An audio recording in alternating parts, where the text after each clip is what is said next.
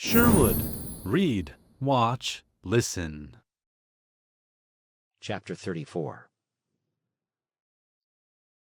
Down into the sea, deeper and deeper sank Pinocchio, and finally, after 50 minutes of waiting, the man on the cliff said to himself, "By this time my poor little lame donkey must be drowned.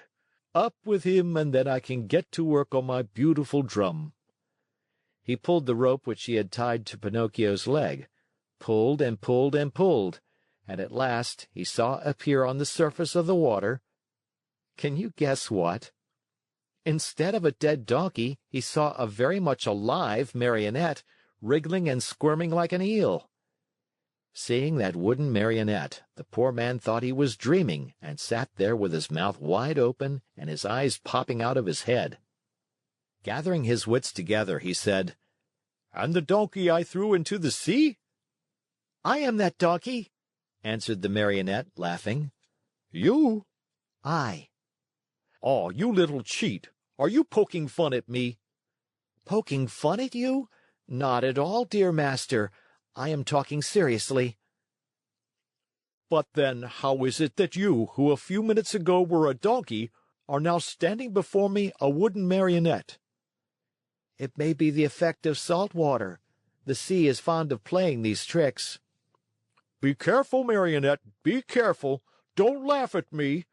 Woe be to you if I lose my patience." "Well then, my master, do you want to know my whole story? Untie my leg and I can tell it to you better." The old fellow, curious to know the true story of the Marionette's life, immediately untied the rope which held his foot. Pinocchio, feeling free as a bird of the air, began his tale.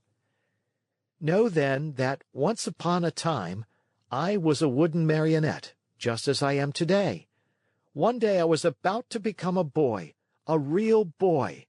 But on account of my laziness and my hatred of books, and because I listened to bad companions, I ran away from home. One beautiful morning, I awoke to find myself changed into a donkey. Long ears, gray coat, even a tail. What a shameful day for me! I hope you will never experience one like it, dear master. I was taken to the fair and sold to a circus owner, who tried to make me dance and jump through the rings. One night, during a performance, I had a bad fall and became lame. Not knowing what to do with a lame donkey, the circus owner sent me to the marketplace, and you bought me." "Indeed I did, and I paid 4 cents for you. Now who will return my money to me?" "But why did you buy me? You bought me to do me harm, to kill me, to make a drumhead out of me." "Indeed I did. And now where shall I find another skin?" "Never mind, dear master. There are so many donkeys in this world." "Tell me, impudent little rogue, does your story end here?" "One more word," answered the Marionette, "and I am through. After buying me, you brought me here to kill me. But feeling sorry for me, you tied a stone to my neck and threw me to the bottom of the sea.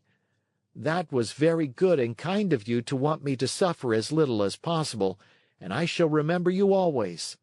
And now my fairy will take care of me, even if you—" "Your fairy? Who is she?" "She is my mother. And like all other mothers who love their children, she never loses sight of me, even though I do not deserve it. And today this good fairy of mine, as soon as she saw me in danger of drowning, sent 1,000 fishes to the spot where I lay. They thought I was really a dead donkey and began to eat me. What great bites they took! One ate my ears, another my nose, a third my neck and my mane. Some went at my legs and some at my back, and among the others there was one tiny fish so gentle and polite that he did me the great favor of eating even my tail." "From now on," said the man, horrified, "I swear I shall never again taste fish. How I should enjoy opening a mullet or a whitefish just to find there the tail of a dead donkey." "I think as you do," answered the Marionette, laughing. "Still, you must know that when the fish finished eating my donkey coat, which covered me from head to foot, they naturally came to the bones, or rather, in my case, to the wood, for as you know, I am made of very hard wood. After the first few bites, those greedy fish found out that the wood was not good for their teeth, and afraid of indigestion, they turned and ran here and there without saying good-bye or even as much as thank you to me. Here, dear master, you have my story. You know now why you found a marionette and not a dead donkey when you pulled me out of the water." "I laugh at your story," cried the man angrily. "I know that I spent 4 cents to get you, and I want my money back. Do you know what I can do? I am going to take you to the market once more and sell you as dry firewood." "Very well, sell me. I am satisfied," said Pinocchio. But as he spoke, he gave a quick leap and dived into the sea. Swimming away as fast as he could, he cried out, laughing, "Goodbye, master. If you ever need a skin for your drum, remember me." He swam on and on. After a while, he turned around again and called louder than before, "Goodbye, master. If you ever need a piece of good dry firewood, remember me." In a few seconds he had gone so far he could hardly be seen. All that could be seen of him was a very small black dot moving swiftly on the blue surface of the water, a little black dot which now and then lifted a leg or an arm in the air.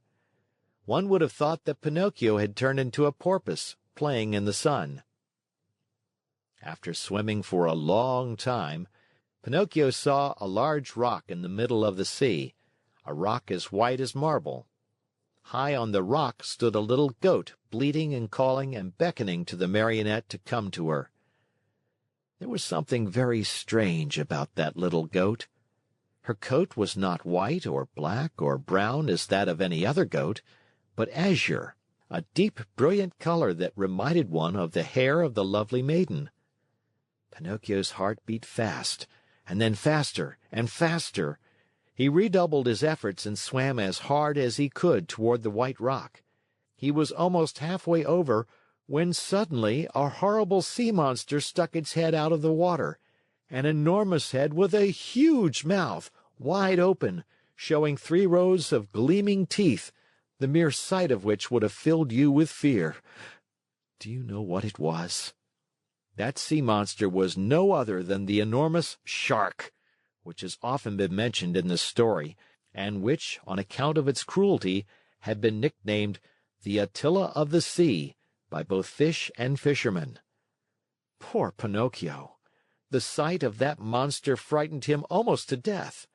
He tried to swim away from him, to change his path, to escape, but that immense mouth kept coming nearer and nearer. "Hasten, Pinocchio, I beg you!" bleated the little goat on the high rock. And Pinocchio swam desperately with his arms, his body, his legs, his feet. "Quick, Pinocchio! The monster is coming nearer!" Pinocchio swam faster and faster, and harder and harder. "Faster, Pinocchio! The monster will get you! There he is! There he is! Quick, quick, or you are lost!" Pinocchio went through the water like a shot. Swifter and swifter. He came close to the rock. The goat leaned over and gave him one of her hoofs to help him up out of the water.